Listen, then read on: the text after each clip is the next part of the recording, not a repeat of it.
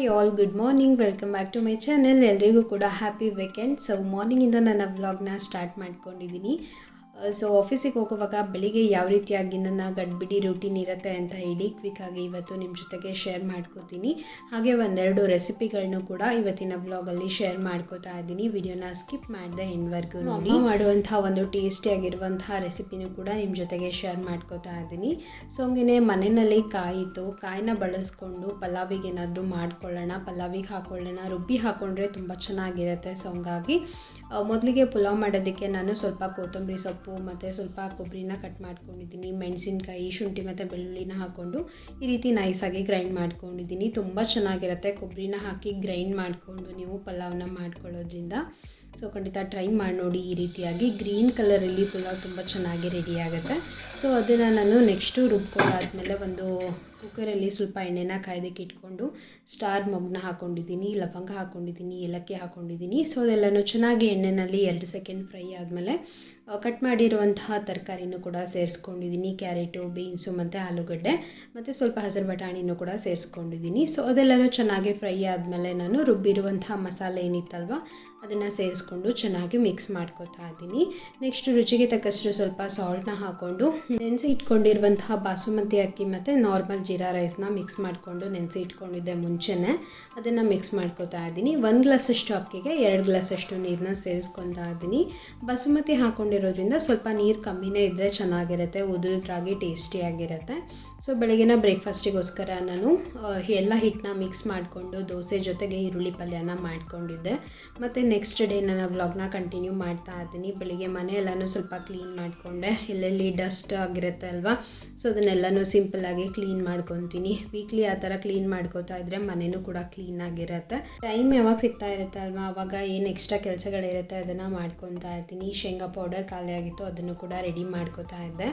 So ಸಾಯಂಕಾಲ ಎಲ್ಲಾದರೂ ಹೊರಗಡೆ ಹೋಗೋಣ ಅಂತ ಹೇಳಿ ಅನ್ಕೊತಾ ಇದ್ವಿ. ಬಟ್ ಹೊರಗಡೆ ಹೋಗಬೇಕು ಅಂದರೆ ಮಳೆ ಸಿಕ್ಕಾಪಟ್ಟೆ ಬರ್ತಾ ಇತ್ತು. ಸೊ ಹಾಗಾಗಿ ಟೀ ಮಾಡ್ಕೊಂಡು ಕುಡಿಯೋಣ ಅಂತ ಹೇಳಿ ಟೀ ಮಾಡ್ಕೊಂಡು ಕುಡಿತಾ ಇದ್ದೀನಿ. ಹೊರಗಡೆ ಸಣ್ಣದಾಗಿ ಮಳೆ ಬರ್ತಾಯಿತ್ತು, ಚೆನ್ನಾಗಿರುತ್ತೆ ಈ ಒಂದು ಕ್ಲೈಮೇಟ್ನ ಎಂಜಾಯ್ ಮಾಡಿಕೊಂಡು ಟೀ ಆಗಿರ್ಬೋದು, ಕಾಫಿ ಆಗಿರ್ಬೋದು ಕುಡಿಯೋದಕ್ಕೆ. ಸೊ ನಾನಂತೂ ಟೀ ಲವರ್ ಅಂತ ಹೇಳ್ಬೋದು. ಸೊ ನಿಮ್ಗೆ ಯಾರಿಗೆಲ್ಲ ಟೀ ಇಷ್ಟ ಆಗುತ್ತೆ ಕಾಮೆಂಟ್ ಸೆಕ್ಷನ್ನಲ್ಲಿ ತಿಳಿಸಿ. ಸೊ ಇವಾಗೇನು ಗಿಡ ತೋರಿಸ್ತಿದ್ದೀನಿ ಅಲ್ವಾ, ಅದು ತುಂಬಾ ದೊಡ್ಡದಾಗಿದೆ. ಅಂದರೆ ರೋಸ್ ಗಿಡ, ಅದು ನಮ್ಮ ಮನೆ ಮುಂದಿರೋದು. ಸೊ ಅದು ಗಾಳಿಗೆ ಕೆಳಗಡೆ ಬಿದ್ದೋಗ್ಬಿಟ್ಟಿದೆ. ಅದು ಎಷ್ಟು ಕಟ್ಟಿದರೂ ಕೂಡ ನಿಂತ್ಕೋತಾ ಇಲ್ಲ. ಅದು ಎಷ್ಟು ಹೂ ಬಿಡುತ್ತೆ ಅಂದರೆ ಸಿಕ್ಕಾಪಟ್ಟೆ ಹೂ ಬಿಡುತ್ತೆ, ಬಟ್ ಆದರೆ ಅದು ಗಾಳಿಗೆ ಬೆಂಡಾಗಿಬಿಟ್ಟಿದೆ. ಸೊ ಇವತ್ತಿನ ವಿಡಿಯೋದಲ್ಲಿ ನಾನು ನಿಮಗೆ ನಮ್ಮ ಮಮ್ಮಿ ಮಾಡುವಂತಹ ಒಂದು ಮಜ್ಜಿಗೆ ಕಡಿ ರೆಸಿಪಿನ ಶೇರ್ ಮಾಡ್ಕೋತಾ ಇದ್ದೀನಿ. ಸೊ ನೀವು ಇದನ್ನು ಮಜ್ಜಿಗೆ ಸಾಂಬಾರು ಅಂತ ಕೂಡ ಕರಿಬೋದು, ಮಜ್ಜಿಗೆ ಕಡಿ ಅಂತ ಕೂಡ ಕರಿಬೋದು, ಮಜ್ಜಿಗೆ ಆಮ್ರ ಅಂತಲೂ ಕೂಡ ಕರಿಬೋದು. ಬನ್ನಿ ಕ್ವಿಕ್ಕಾಗಿ ನೋಡ್ಕೊಂಡು ಬರೋಣ. ಇದನ್ನು 4-5 ಮಂದಿಗೆ ಮಾಡೋದು. ಎಣ್ಣೆ ಹಾಕಿದೆ ನೋಡಿಗ.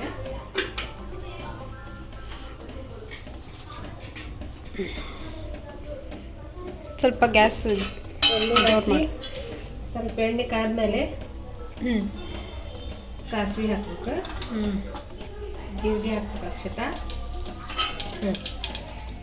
ಈಗ ಸ್ವಲ್ಪ ಉಳ್ಳಾಗಡ್ಡೆ ಹಾಕ್ಬೇಕು, ಸಣ್ಣಗೆ ಹೆಚ್ಚಿ ಉಳ್ಳಾಗಡ್ಡೆ ಹಾಕ್ಬೇಕು.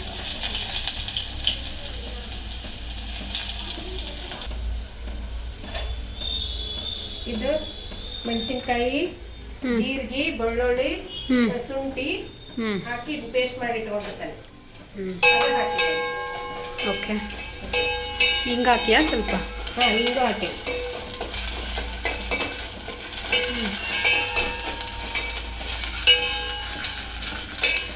ಬಂದ್ ಮಾಡಿದೆ.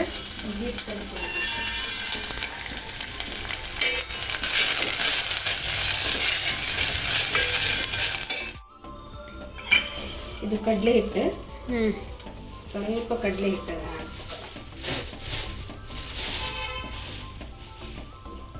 ಎಷ್ಟು ಕಡಲೆ ಹಿಟ್ಟು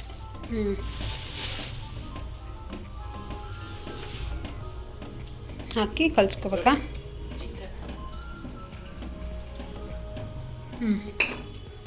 ಎಷ್ಟು ಕಲಿಸ್ಬೇಕು.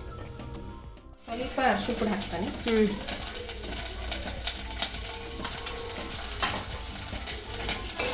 ಆಮೇಲೆ ಇದಕ್ಕೆ ತಿರುಗಬೇಕು. ಕಡಲೆ ಹಿಟ್ಟ? ಕಡಲೆ ಹಿಟ್ಟು ಹಾಕಿ ನಡೀತು. ನೀರು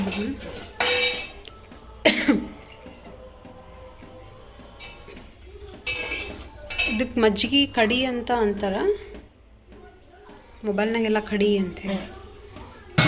ಏನೋ ನಮ್ಗೆ ಏನು ನಮಗೆ ಮಜ್ಜಿಗೆ ಸಾರು ಇದು ಒಂದು ಬೇರೆ ಥರ ಇಟ್ಬಿಟ್ಟು ಕಡಲೆ ಇಟ್ಬಿಟ್ಟು ಮಾಡೋದು.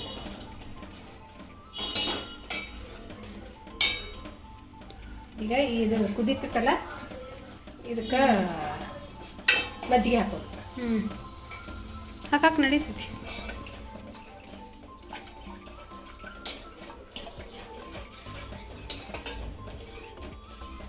ನಾವು ಎಷ್ಟು ಬೇಕಷ್ಟು ಸ್ವಲ್ಪ ನೀರು ಹಾಕೊಂಡು ಸರಿ ಮಾಡ್ಕೊ.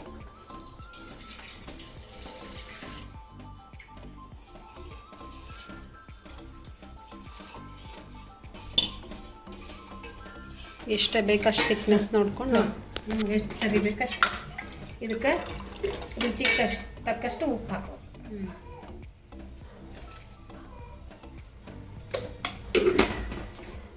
ನಮಗೆ ಹುಳಿ ಹಂಚಿದ್ರೆ ಇದು ಹುಳಿ ಹಂಚಿದ್ರೆ ಸ್ವಲ್ಪ ಬೆಲ್ಲ ಹಾಕು. ಇದು ಆರ್ಗ್ಯಾನಿಕ್ ಬೆಲ್ಲ. ಇಷ್ಟ ಹಾಕಿ.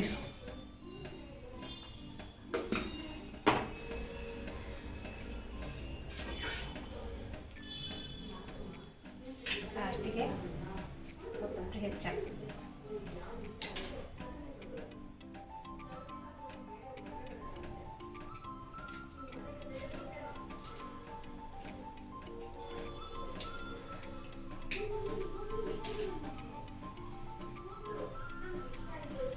ಒಂದ ಕುದಿಬೇಕು ಅಕ್ಷತ ಇದೆ. ಭಾಳ ಕುದಿಸ್ಬಾರ್ದು. ಒಂದ ಕುದ್ದ ಮೇಲೆ ಅಷ್ಟು.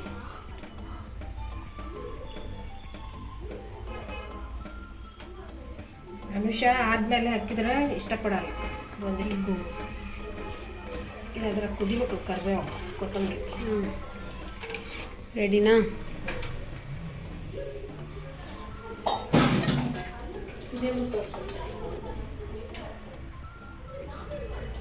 ಆಮೇಲೆ ಉಪ್ಪಿಟ್ಟು ಚಪಾತಿ ನೋಡು. ಇನ್ನೂ ಸ್ವಲ್ಪ ಗಟ್ಟಿ ಆಗ್ಬೇಕಾ? ಬೇಡ, ಇಷ್ಟ ಇರ್ಬೇಕಾ? ಗಟ್ಟಿ ಆಗ್ತದೆ. ಇದೆಲ್ಲ ಸ್ವಲ್ಪ ಗಟ್ಟಿ ಆಗ್ತದೆ.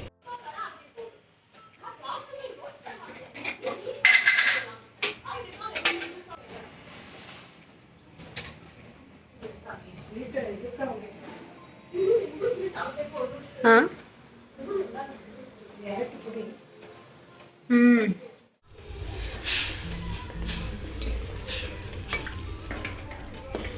ಸಾಕಾ? ಸಾಕೆ. ಹಸಿ ವಾಸನೆ ಎಲ್ಲ ಹೋಗತ್ತಲ್ಲ. ಬಿಳಿ ಹೋಳಿಗೆ ಅಂತ ಮಾಡ್ತಾರೆ ಶಿಕರ್ಣಿಗೆ. ನಾವು ಕುರ್ಕಿ ಚಪಾತಿ ಅಂತೀವಿ. ಅದು ಮಾಡ್ತಾರೆ ನೋಡ್ರಿ. ಅಕ್ಷತಾಗ ಭಾಳ ಇಷ್ಟ ಅದು. Oh my god.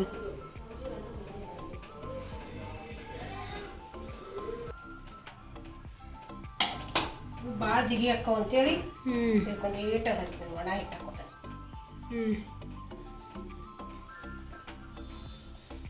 ಇವತ್ತು ಮಮ್ಮಿ ಬಿಳಿ ಹೋಳಿಗೆ ಮತ್ತು ಶಿಕರ್ಣಿ ರೆಸಿಪಿನ ಮಾಡ್ತಾಯಿದ್ರು. ಸೊ ಅದೊಂದು ಕ್ವಿಕ್ಕಾಗಿ ನಿಮ್ಮ ಜೊತೆಗೆ ಶೇರ್ ಮಾಡ್ಕೊತಾ ಇದ್ದೀನಿ.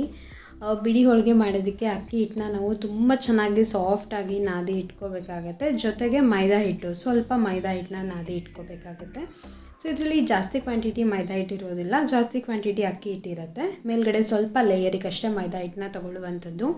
ಎಷ್ಟು ಚೆನ್ನಾಗಾಗತ್ತೆ ಅಂದರೆ ಲಿಟ್ರಲಿ ಸೂಪರ್ಬ್ ಅಂತ ಹೇಳ್ಬೋದು. ಅಷ್ಟು ರುಚಿಯಾಗಿರುತ್ತೆ ಬಿಳಿ ಹೋಳಿಗೆ. ಮತ್ತು ಶಿಕರ್ಣಿನೂ ಚೆನ್ನಾಗಿರುತ್ತೆ. ಇಲ್ಲಾಂದರೆ ನೀವು ಅದ್ರ ಜೊತೆಗೆ ಬದನೆಕಾಯಿ ಪಲ್ಯ, ತೊಂಡೆಕಾಯಿ ಪಲ್ಯ, ಬೆಂಡೆಕಾಯಿ ಪಲ್ಯ ಯಾವುದಾದ್ರೂ ಮಾಡ್ಕೋಬೋದು. ತುಂಬಾ ಟೇಸ್ಟಿಯಾಗಿರುತ್ತೆ. ಸೊ ನನಗಂತೂ ಸಖತ್ ಇಷ್ಟ ಆಗುತ್ತೆ ಈ ಒಂದು ರೆಸಿಪಿ. ಸೊ ಹಂಗಾಗಿ ನನಗೋಸ್ಕರನೇ ಮಮ್ಮಿ ಮಾಡ್ತಾ ಇದ್ದಾರೆ ಅಂತ ಹೇಳಿದರು.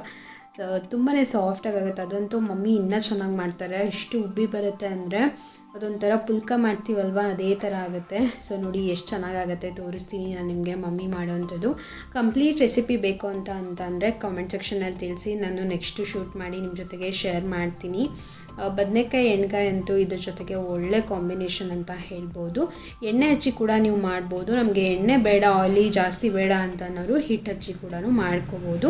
ಸೊ ಎಣ್ಣೆ ಬೇಡ ಅಂತ ಹೇಳಿ ನಾವು ಹಿಟ್ಟು ಹಚ್ಚಿನೇ ಮಾಡ್ತಾ ಇದ್ವಿ. ಹಿಟ್ಟು ಹಚ್ಚಿ ಮಾಡಿದ್ರೂ ಕೂಡ ಪುಲ್ಕ ಥರ ಉಬ್ಬಿ ಬರುತ್ತೆ. ಎಣ್ಣೆ ಹಚ್ಚಿ ಮಾಡಿಕೊಂಡ್ರೆ ಅಷ್ಟು ಅಷ್ಟೊಂದು ಉಬ್ಬಿ ಬರೋದಿಲ್ಲ, ನಾರ್ಮಲಾಗಿ ಸಾಫ್ಟ್ ಆಗಿರುತ್ತೆ. ಇವತ್ತು ನನಗೆ ಒಂದು ಜ್ಯುವೆಲರಿದು ಆರ್ಡರ್ ಬಂದಿತ್ತು, ಸೊ ಅದನ್ನು ಆರ್ಡರ್ ಮಾಡಿದ್ದೆ. ಸೊ ಅದು ಯಾವ ರೀತಿ ಆಗಿದೆ ಅಂತ ಹೇಳಿ ನೋಡೋಣ ಬನ್ನಿ, ನಿಮಗೂ ಕೂಡ ತೋರಿಸ್ತೀನಿ. ಸೊ ಮೊದಲಿಗೆ ಈ ಥರ ಬ್ಲೂ ಡಾಟರ್ ಬಂತು, ಇವತ್ತು ಓಪನ್ ಮಾಡ್ತಾ ಇದ್ದೀನಿ. ನೋಡಿ ಈ ಥರ ನಿಮಗೆ ಕ್ಲೋಸಪ್ಪಲ್ಲೂ ನಾನು ತೋರಿಸ್ತೀನಿ ಯಾವ ರೀತಿ ಇದೆ ಅಂತ ಹೇಳಿ.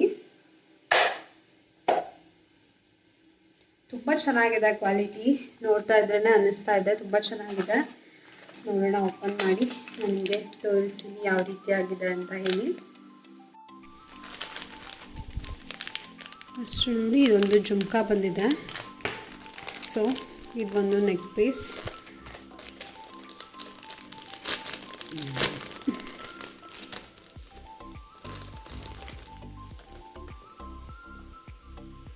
ನೋಡಿ ಈ ಥರ. ಸೊ ನಿಮಗೆ ಇದ್ರ ಮೇಲೆ ಹಾಕಿ ತೋರಿಸ್ತೀನಿ ನೋಡಿ.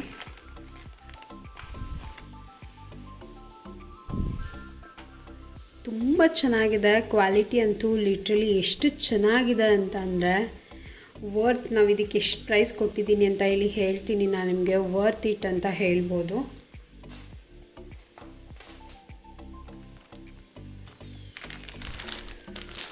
ಸೊ ನೆಕ್ಸ್ಟು ವಿತ್ ಇಯರಿಂಗ್ಸ್ ಬರುತ್ತೆ ನಿಮಗೆ. ಸೊ ಈ ಒಂದು ನೆಕ್ ಪೀಸ್ಗೆ ನಿಮಗೆ ಇದು ಇಯರಿಂಗ್ಸ್ ಮ್ಯಾಚಿಂಗು.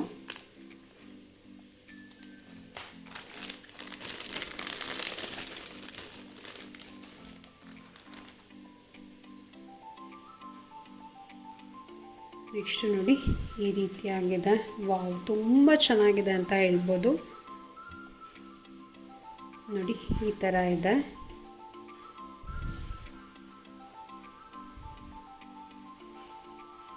ಹತ್ತಿರದಿಂದ ವೆರಿ ಕ್ಲೋಸಪ್ಪಲ್ಲಿ ತೋರಿಸ್ತಾ ಇದ್ದೀನಿ ನಾನು ನಿಮಗೆ. ಕ್ವಾಲಿಟಿ ಅಂತೂ ಆಸಮ್ ಅಂತ ಹೇಳ್ಬೋದು.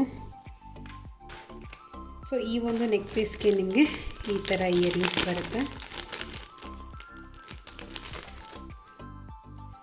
ಇಯರಿಂಗ್ಸ್ ಅಂತೂ ಸಖತ್ ಕ್ಯೂಟ್ ಆಗಿದೆ ನೋಡಿ ಈ ಥರ. ತುಂಬ ಚೆನ್ನಾಗಿದೆ ಈ ಡಿಸೈನು. ಸೊ ನೆಕ್ಸ್ಟು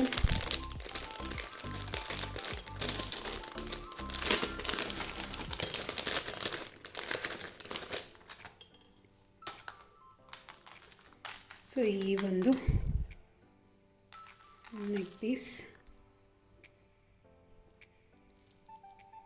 ನೋಡಿ, ತುಂಬಾ ಚೆನ್ನಾಗಿದೆ ಕ್ವಾಲಿಟಿ ವೈಸ್ ಅಂತೂ ಸಖತ್ತಾಗಿದೆ.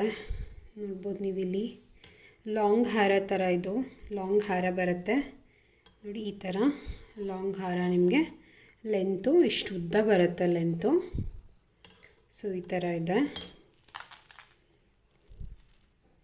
ನನ್ನ ಕೈ ಮೇಲೆ ನಿಮಗೆ ಇಟ್ಟು ತೋರಿಸ್ತಾ ಇದ್ದೀನಿ. ಸಖತ್ತಾಗಿದೆ ಇದು ಅಂತೂ. ಸೊ ಇದಕ್ಕೆ ನಿಮಗೆ ಈ ಥರ ಒಂದು ಪುಟಾಣಿ ಇಯರಿಂಗ್ಸ್ ಬರುತ್ತೆ.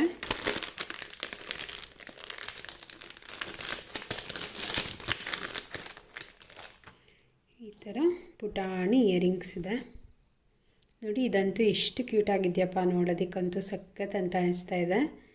ಸೊ ಈ ಥರ ತುಂಬ ಚೆನ್ನಾಗಿದೆ ಕಾಂಬಿನೇಷನ್ ಅಂತೂ ಸೂಪರ್ಬ್ ಅಂತ ಹೇಳ್ಬೋದು.